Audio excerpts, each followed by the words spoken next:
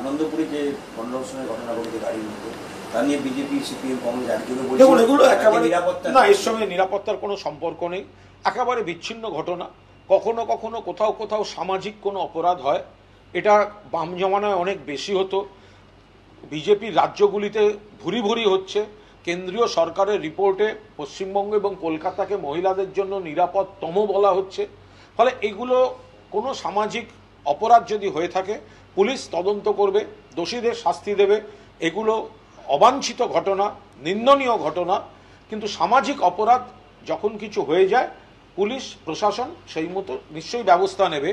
মনে রাখবেন, বিজেপির ক্ষেত্রে বিলকিস বানুর হত্যাকারীরা, তার বাড়ির লোকেদের খুনিরা, বিলকিস বানুর ধর্ষণকারীরা, বিলকিস বানুকে ধর্ষণ এবং তার বাড়িতে যারা হত্যাকাণ্ড করেছে তাদের যাবজ্জীবনের জেলের গেট খুলে দিয়ে মালা পরিয়ে এই বিজেপি নিয়ে গেছিল।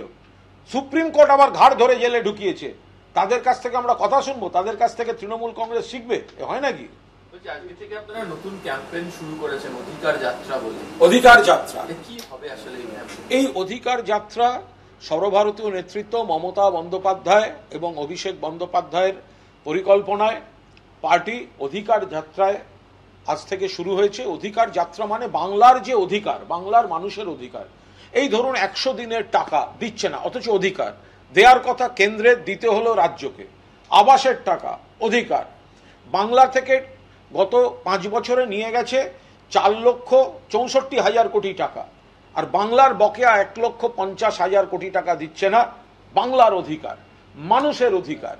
ফলে আমাদের প্রার্থীরা, আমাদের সর্বস্তরের নেতৃবৃন্দ প্রত্যেকটি নির্বাচনী কেন্দ্রে পার্টি নেতৃত্ব যে গাইডলাইন, যে নির্দেশিকা তৈরি করে দিয়েছেন, সেই কর্মসূচির উপর ভিত্তি করে মহল্লায় মহল্লায়, বাড়ি বাড়ি, এলাকা এলাকায় নিবিড় জনসংযোগের মাধ্যমে একদিকে কেন্দ্রের বঞ্চনা, অন্যদিকে মমতা বন্দ্যোপাধ্যায়ের উন্নয়ন, এই দুটি বিপরীতমুখী।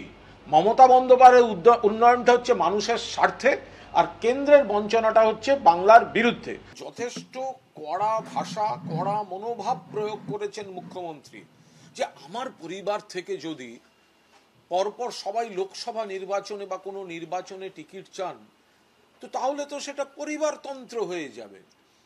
তো আমি তো পরিবারতন্ত্র নয়, আমি মানুষের তন্ত্রে আছি, আমি মানুষের তন্ত্রে বিশ্বাস করি, মানুষকে নিয়ে থাকি।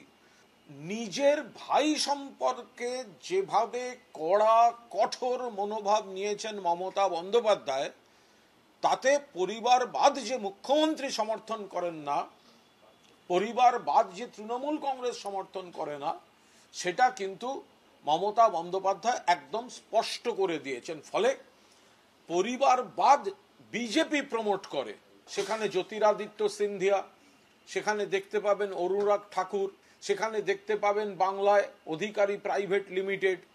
পরিবারবাদ তো বিজেপি নিয়ে মেতে আছে।